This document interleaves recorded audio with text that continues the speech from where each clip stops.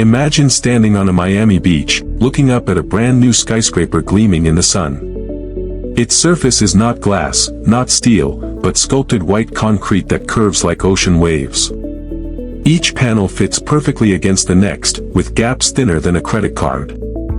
Now imagine that every single one of those 4,800 panels was cast more than 7,000 miles away in the scorching heat of Dubai, packed into shipping containers, and sent across 2 oceans. At the port, a logistics team had just 48 hours to unload them before the next ship arrived. If any panel cracked or warped, there was no spare waiting around the corner. The entire $300 million tower would grind to a halt.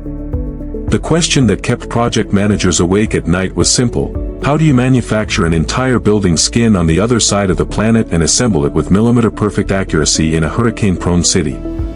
Let QuitTech Process take you through the answer right now. The tower is a 65-story luxury condominium on Biscayne Boulevard, known as the Canopy for its flowing, petal-like facade. It rises 215 meters, about as tall as 2 Big Ben towers stacked on top of each other. The budget? $300 million, a figure that could buy you nearly 2,000 average American homes. But the most astonishing number is 4,800, the exact count of precast concrete panels that wrap the entire structure. Laid end to end, they would stretch 12 kilometers, longer than the drive from downtown Miami to South Beach and back twice. Why should an ordinary person care? Because this tower proves that buildings no longer have to be made from local materials. A developer in Florida can source the world's best concrete craftsmanship from Dubai, ship it across the planet, and still finish on time and on budget. The key players were Miami-based developer PMG, architecture firm Arquitectonica, and the Dubai precast specialist BIS6. Together, they created a new model for global construction: design anywhere, cast anywhere, build anywhere. For the people who live there, it means a home with curves that no local concrete plant could ever replicate, a piece of art, not just an apartment. Miami is a brutal place for concrete. The salt air corrodes steel reinforcement. Hurricanes can launch debris at 150 miles per hour. And the humid heat makes concrete cure unpredictably. But Dubai presented an even bigger problem. The panels had to survive a 7,000-mile sea voyage without cracking. A single hairline fracture could turn a 5-ton panel into a worthless chunk of rubble. The engineers had to design a concrete mix strong enough to resist ocean spray, yet flexible enough to handle the sway of a container ship in rough seas. The second nightmare was logistics. Each panel is unique. No two are exactly the same shape, because the facade curves like a flower petal. The factory in Dubai had to cast them in a specific order, then load them onto ships so that the first panels to arrive in Miami were the first ones needed on the lower floors. A mix-up could leave workers waiting weeks for the right piece. To make it worse, Miami's port has only a few berths for heavy-lift ships. If a shipment was late, the entire construction schedule would slip by months. The team used a just-in-time delivery system borrowed from automotive manufacturing, timing the casting in Dubai to the installation in Miami down to the week. The most nerve-wracking challenge was hurricane season. One Category 4 storm could sink a cargo ship full of panels. So the developers paid for satellite weather monitoring and rerouted vessels around storms, adding hundreds of thousands of dollars in fuel costs. It was a gamble every single time. The heart of this project lies in the precision of Dubai's precast concrete factory.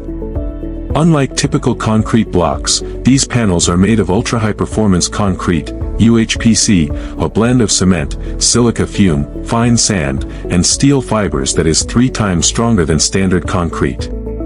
Each panel is 75 millimeters thick, roughly the width of a smartphone, yet it has a compressive strength of 150 megapascals. That is equivalent to stacking a school bus on every square inch. The casting process starts with 5-axis CNC mills carving molds from high-density polyurethane. These molds are accurate to 0.5 millimeters, about the thickness of a few sheets of paper. Workers then lay a grid of epoxy-coated rebar inside, because standard steel would rust in Miami's salt air. Then they pour the UHPC mixture into the mold and place it on a vibrating table to remove air bubbles. The panels cure for 28 days in a climate-controlled chamber, where humidity and temperature mimic Miami's average so the concrete does not expand or crack after installation. Now for the weight, what? Fact: each panel has embedded radio frequency identification (RFID) chips. These tiny tags, smaller than a grain of rice, store the panel's unique ID, its position in the tower, and even the torque spec for its bolts. When a panel arrives on site, a worker scans it with a handheld reader, and augmented reality goggles show exactly where to lift it. That is how they avoided mixing up 4,800 near-identical-looking curves. The panels are lifted into place using a custom-designed vacuum suction system, not bolts or slings. The suction cups exert 200 kilograms of force per square centimeter, enough to lift a car with a single cup. 6 cups on a spreader beam handle the 5-ton panels. Once positioned, workers thread stainless steel rods through embedded sleeves and tighten them with torque wrenches set to exactly 250 Newton meters. The final step is injecting a high-strength epoxy grout into the joints, creating a monolithic skin that can withstand a Category 5 hurricane. Behind the scenes, a network of sensors monitors every panel after installation. Fiber optic strain gauges are glued to the back of select panels, measuring how the building flexes in the wind. If a panel moves more than 3 millimeters, the building management system sends an alert to the engineer on call. This is a living facade that reports its own health. The shipment logistics alone required a dedicated software platform. Each container was fitted with a GPS tracker, temperature and humidity sensors, and shock monitors. If a container fell off a truck or experienced a wave impact above a certain force, the system would flag it for inspection before unloading. During the voyage, the ship's ballast was adjusted to reduce rolling motion, keeping the container stable. Surprisingly, the biggest enemy was not storms but ultraviolet radiation. The sun's rays could degrade the protective coatings on the panels. So the containers were lined with reflective foil, turning them into giant sun shields. One counterintuitive detail: the panels were actually cast in Dubai because Miami's humidity made it impossible to achieve the same surface finish. Wet concrete absorbs moisture from the air, creating a rough texture. Dubai's dry desert air allowed the concrete to cure with a smooth, almost glass-like finish. So shipping from the other side of the world actually produced a better product than local manufacturing could. The Canopy Tower is now the most photographed building in Miami, and its success has sparked a wave of similar projects. Architects no longer limit themselves to local materials, they can source the best craftsmanship from anywhere. For the residents, living inside a building assembled from 4,800 unique pieces feels like inhabiting a sculpture. The property values have increased 20 faster than comparable towers because of the distinctive design. On a broader scale, this project proved that global prefabrication is not only possible but practical. The construction timeline was actually 8 months shorter than a traditional cast-in-place building because the panels arrived ready to install, no waiting for concrete to cure on site. The lessons learned are now being applied to hospitals, schools, and even affordable housing projects. It shows that with enough ingenuity, you can turn a logistical nightmare into a competitive advantage. The Canopy is more than a tower, it is a blueprint for how the world will build in the coming decades: connected, precise, and unafraid of distance.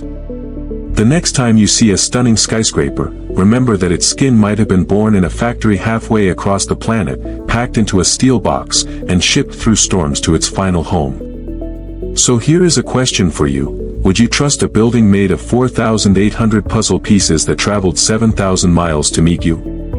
If this video gave you a new appreciation for what humans can build, hit that like button, subscribe to QuitTech Process, and turn on the notification bell so you never miss our next deep dive.